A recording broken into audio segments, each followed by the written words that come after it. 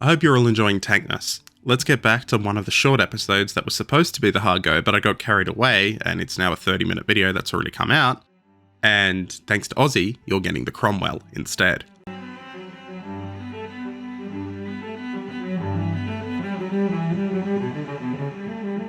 British tanks have a bit of a bad reputation online, and this is kind of because of two key groups of people. Firstly, you have Tearboos, which are just, yeah, fair point, I get not liking British tanks because of them. And the other is because of Atniks, and well, that kind of American. I didn't say which kind of American, but you know exactly what kind I meant by that, don't you? The Cromwell tank, though, was one of the most successful and widely used British cruiser tanks of the Second World War, and genuinely, it was one of the most successful tanks, period, during the war.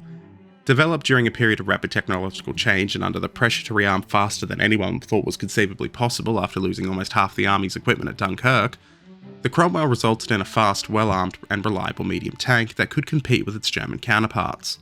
The origins of the Cromwell trace back to the early war experience of the British Army in the early 1940s. British tanks were divided into two real categories: infantry tanks, which were armoured heavily but quite slow, and cruiser tanks, which were faster and intended for exploitation roles and breakthroughs. Early cruiser tanks suffered a fair bit and earned a reputation as highly unreliable and undergunned, suffering in combat against the German Panzer III and IV once those latter tanks had been given their upgrades. Yes, this is a massive oversimplification, but I'm trying to stay within 5 minutes here. The British War Office recognised the need for a more powerful cruiser tank equipped with a better engine and stronger armament, and a key feature that set the Cromwells apart from their predecessor, though, was its engine. The introduction of the Rolls-Royce Meteor engine, derived from the famous Merlin aircraft engine.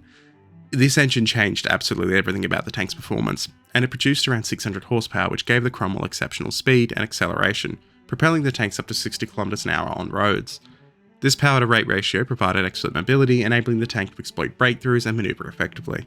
In terms of armament, the Cromwell initially carried the 6-pounder 57mm gun, but this was soon replaced by the 75mm gun that could fire both armour-piercing and high-explosive rounds. This made the tanks more versatile, as earlier British guns were effective against armour but lacked high-explosive capability for engaging infantry and soft targets. While the Cromwell's 75mm gun could not penetrate the frontal armour of the heavy German cats like the Tiger or the Panther, it was more than sufficient against the medium tanks, such as the III and the IV, and it provided good all-round firepower support, not to mention the fact that the Allies really didn't see that many Tigers on the Western Front.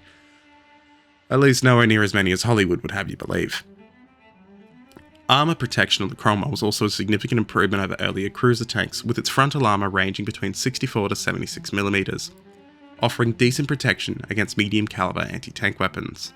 However, the Cromwell remained lighter and less heavily armoured than the German Big Cats. The Cromwell saw extensive service after its introduction in 1944, and it was first used in significant numbers during the Normandy campaign, where speed and reliability proved invaluable against the bocage terrain and later the breakout from Normandy. A Cromwell from D-Day +1 actually still exists in running condition as part of the Australian Armour and Artillery Museum up in Cairns, far north Queensland.